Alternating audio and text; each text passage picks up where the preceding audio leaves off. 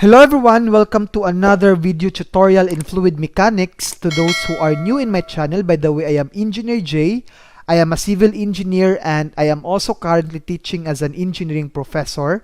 Now in this video, I will discuss to you about measuring of hydrostatic pressure.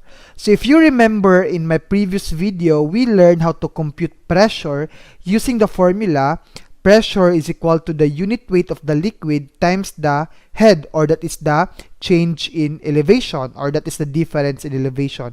Now let's say if you have a container with a liquid in it and you want to determine the pressure at any point on the bottom of our container, okay?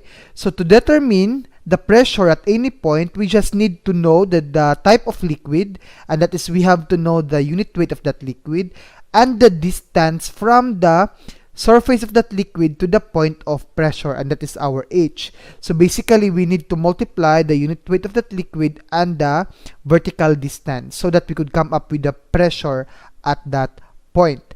We also learned some of important devices that we need to use in order to compute for the hydrostatic pressure. And we have here the known Bourdon tube gauge. So this is the most common one. And we also have the piezometer. Now, piezometer, this is just a column, a tube column, which is directly attached to the container or to the pipe. So, in order to determine the pressure, we just need to know the increase in the head of our liquid. So, basically, due to the pressure that is acting towards the edge or to the surface of our container, our liquid would have an increase in the height, this one. And that increase in the height, this is due to the force. Okay? So in order to compute the pressure at this point, we just need to measure the height of increase, then multiply it by the unit weight of the liquid, then that is the pressure at that point. Now we also have the well-known manometer, or also known as U-tube manometer, in which the pressure is determined by summing up pressure heads. Now, due to the pressure inside the manometer, we would have what we call the differential head, or the what we call the change in head, just like this one. We have H2, or that is the difference in head or the difference in height of the liquid surface. Now, basically, if we do not have pressure in our manometer, we should have been, or the liquid surface should have been on the same level. But due to pressure, we would have a differential level, or in hydraulics, this is what we call the head loss. Okay? So head loss, this is due to that change in pressure. Now, in computing pressure using manometer, we have these steps that we can follow. Now, the first step is we convert all the liquids in terms of water. Okay, that is the first step. So we use the formula. So to convert the equivalent head of liquid B to liquid A, we just use the formula HA, or the head of liquid A is equal to the head of liquid B times the specific gravity of B over the specific gravity of A. But in this case, we convert all the liquid to the equivalent head in water. So therefore, we will be using here the specific gravity equals to 1. Okay, so we need to use this formula for the conversion of head. Then we start from one endpoint, number in order, to the interface of different fluid. So we start on the interface of each fluid. Okay, the interface in which our liquid meets, or the two different liquid meets. Then we identify points of equal pressure. Now, equal pressure happens on the same level. Let's say if we have this U-tube manometer and they have the same, or they have head loss, or they have difference in head. Now take note, the pressure at this point is equal to the pressure at this point since they are on the same level. Again, we can say that 2 points have the same pressure when they are on the same level or on the same elevation. Then proceed from level to level. Now, if we go down, we add pressure, but if we go up, we subtract pressure. So take note of these steps. Okay, now let's try to solve problem. Now we have this first example here. Okay, so this is not a YouTube manometer nor a piezometer, but this has the same concept with a YouTube manometer. So let's start with the basic. So this is an example of a piston. Okay, piston A has a cross section of 1,200 square centimeter, while that of piston B, it has a square area of 950, with the latter higher than piston A by 1.75 meters. If the intervening passages are filled with oil whose specific gravity is 0.8, what is the difference in pressure A and pressure B?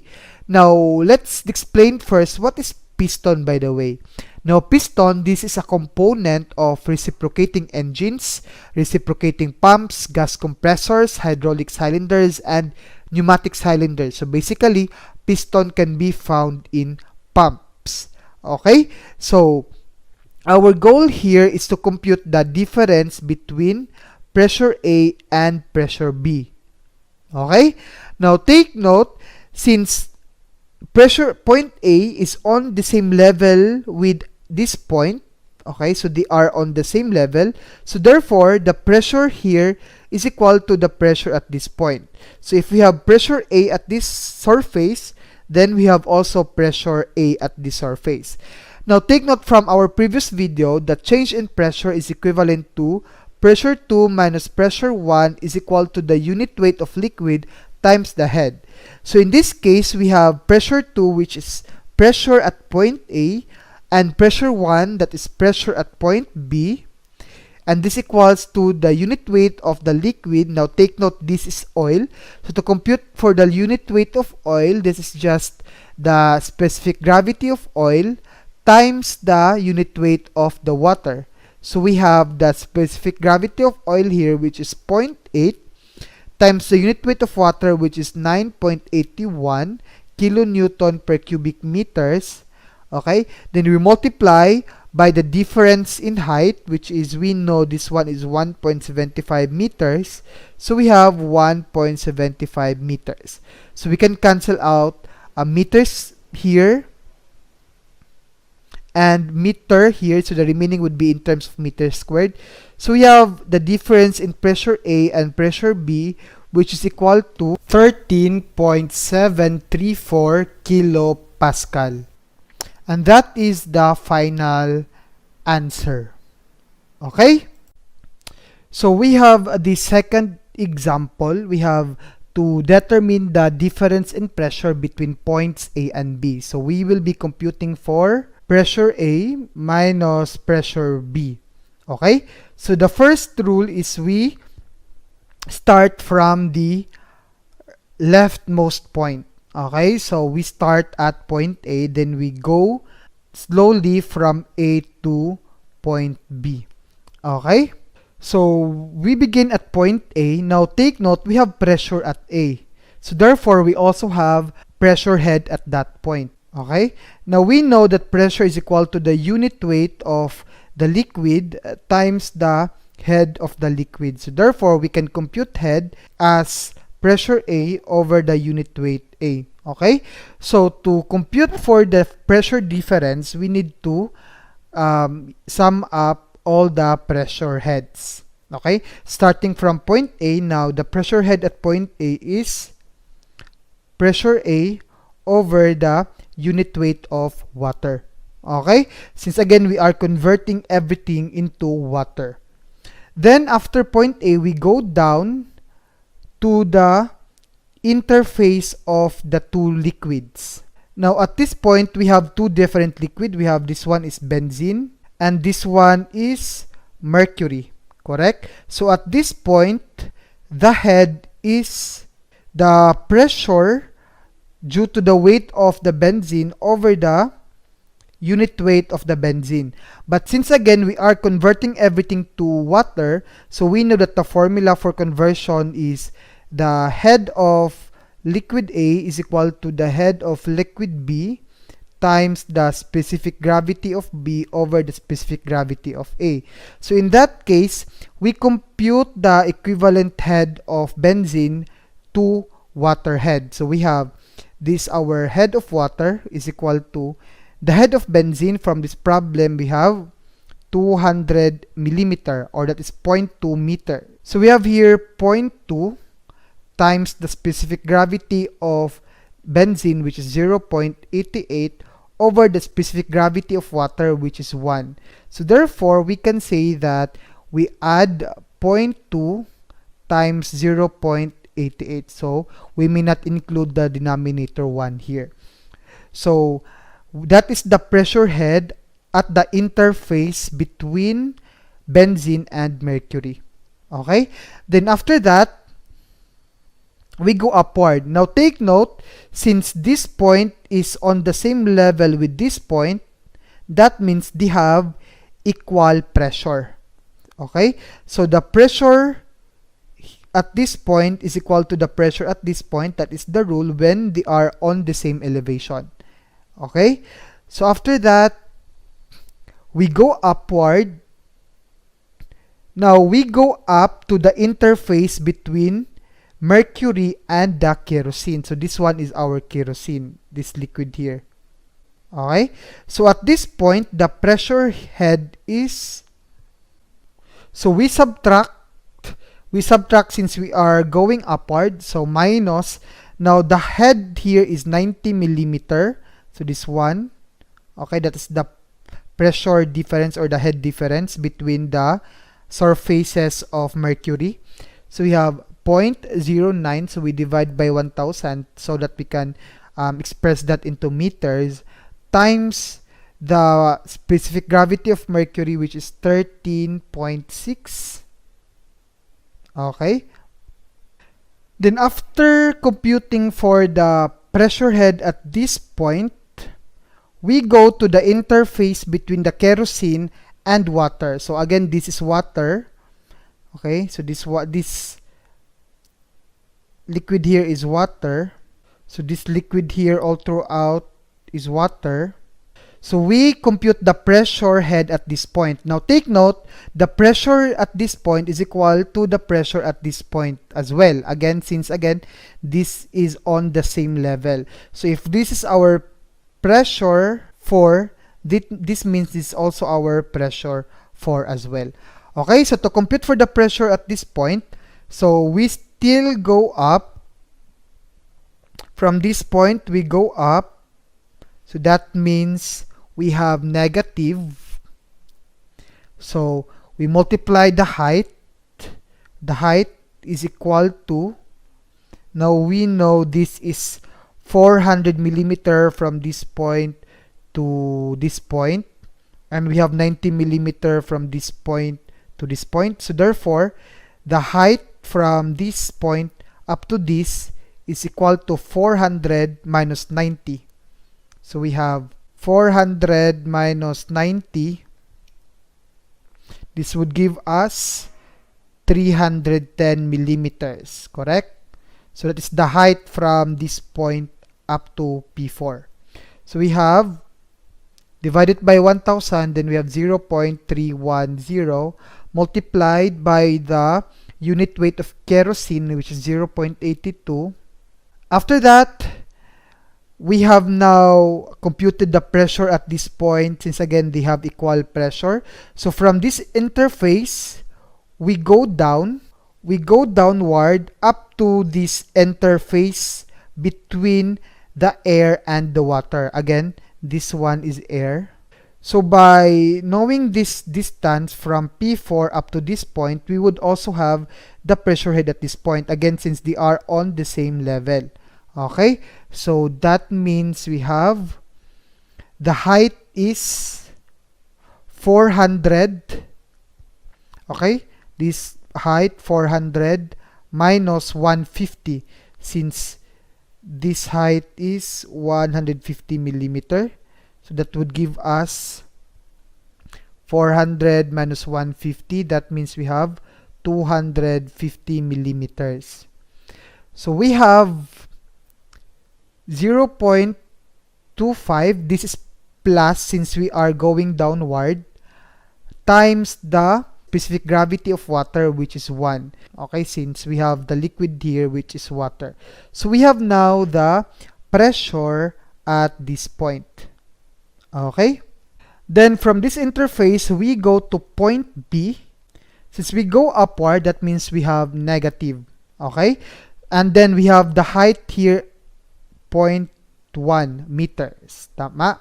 From this interface going up to point B, that means we have 0.1 times the specific gravity of air, which is 0.0012. Okay?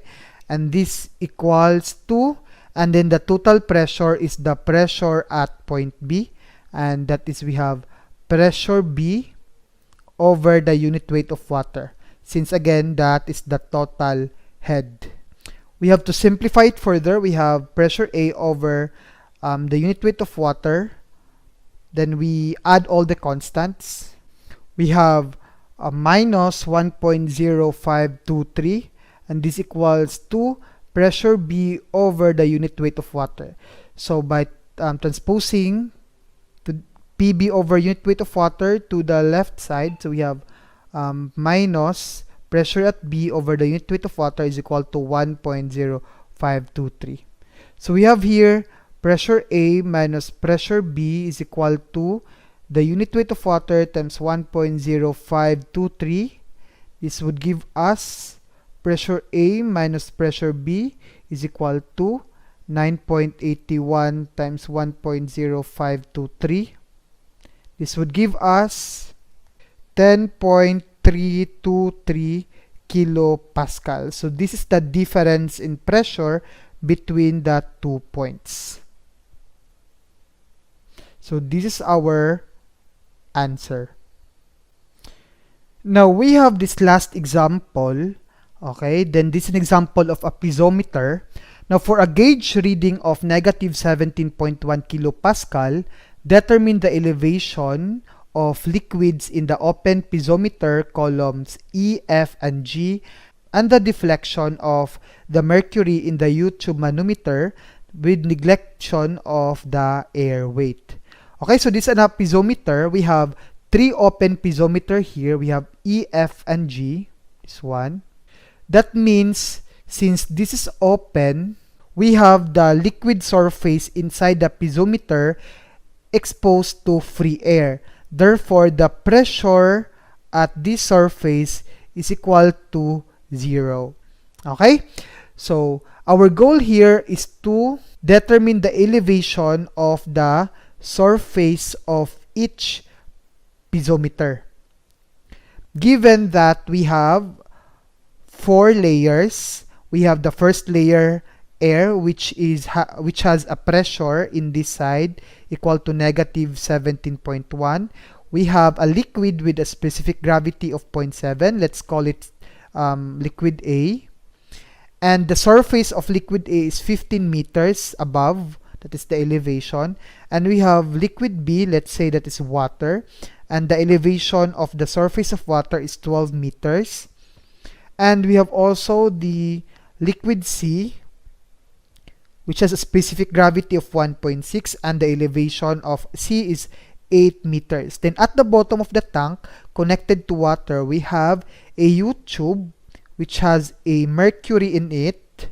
Okay, and the difference in elevation of the surface of mercury is H, or that is their differential head. Okay?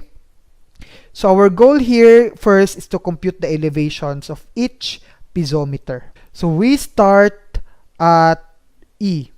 Now take note, the first step is to identify which would be the starting point. Now at this, so we begin at the interface between the air and liquid A. So this is their interface, and the unit and the pressure at this point is negative 17.1 kilopascal.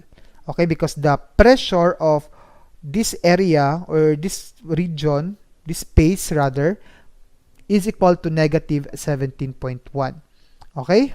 So, our goal here, our first goal is to compute the elevation of let's say that's our point E.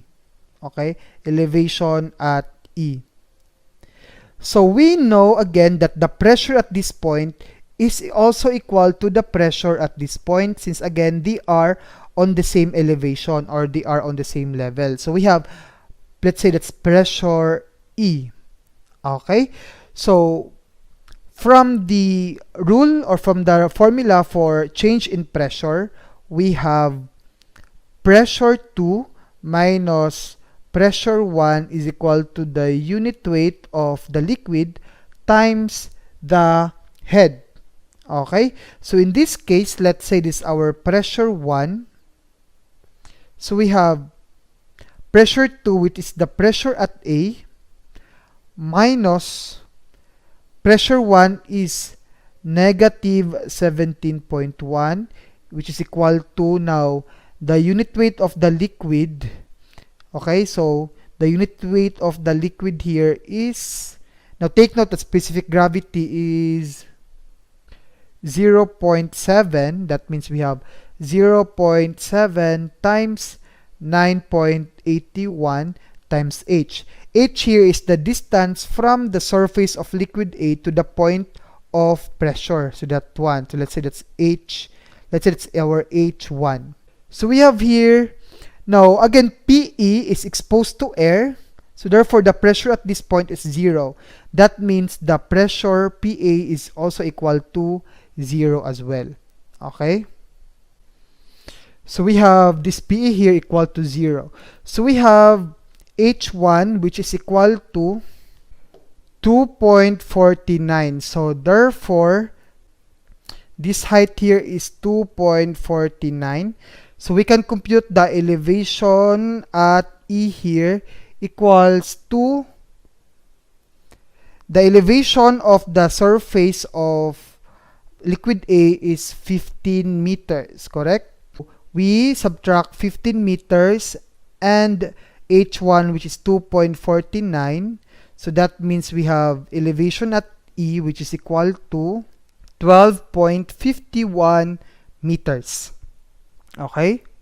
So we have this elevation, 12.51 meters. Okay, so let's now compute the elevation of the liquid surface in the piezometer F. Okay, so at this point here. So we compute for the elevation. So let's say that's our F. Okay, so we follow the steps provided by previous lecture. So we go down to the interface of the two liquids, this one here. Since we go downward, that means we add. But we sum up heads first. Okay, so at point 1, the heads there is negative 17.1 over the unit weight of water. Correct? Since again, we are converting all liquid and gases into water. So, since we know that pressure is equal to unit weight times the head, so therefore head is equal to pressure over unit weight. So we can now compute the pressure at 2, okay, or let's say that is the head at 2, by just computing the weight induced by liquid A, correct? Since again, the pressure at the interface relies on the weight of our liquid A.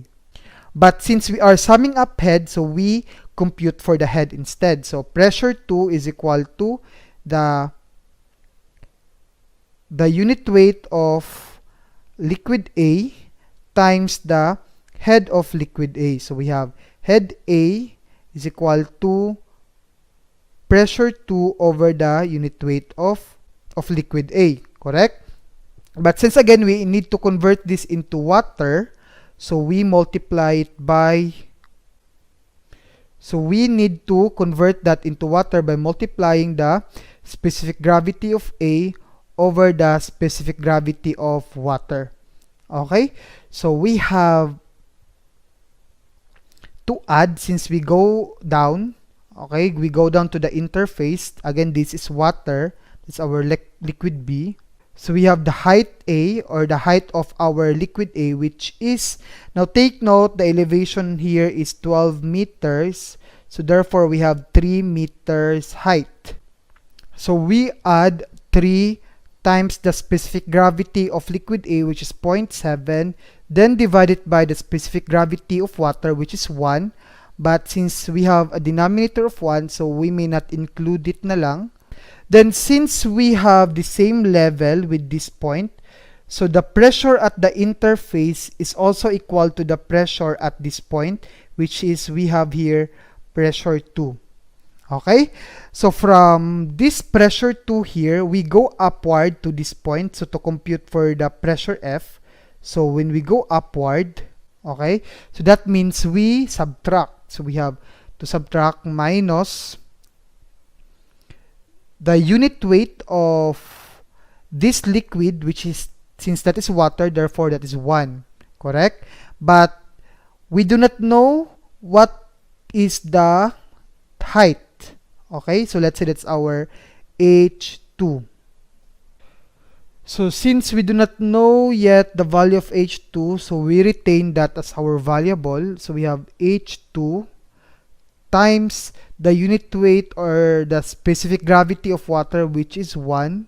Adding all these pressure heads, that would give us the pressure at F, or the pressure head at F. So we have this equation equals to the head at F. So we have pressure F over the unit weight of water.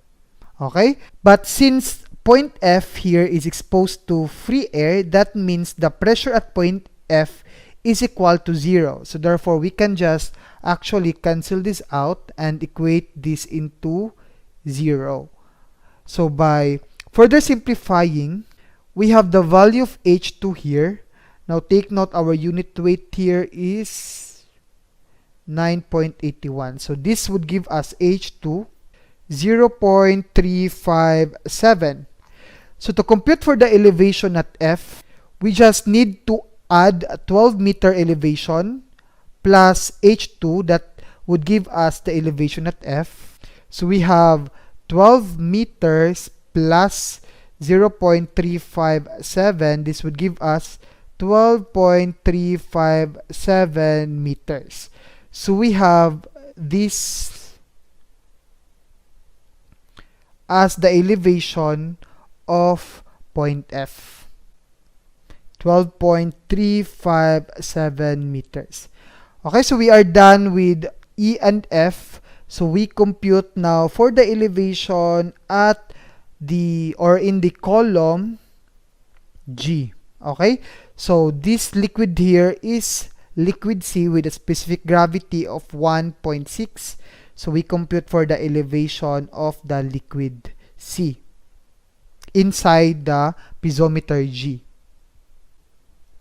So the same procedure, we sum up heads. Okay, so we begin at point 1. So we have negative 17.1 divided by 9.81. That is the pressure head due to the gauge pressure. Then since we are going downward to point 2, so we add, okay, the pressure head at point 2, which is the height of liquid A times the specific gravity of liquid A divided by the specific gravity of water, which is 1. Then from point 2, we still go down at point 3. Okay, so we compute the pressure head at 3 by adding the head 3, which is the height of our water.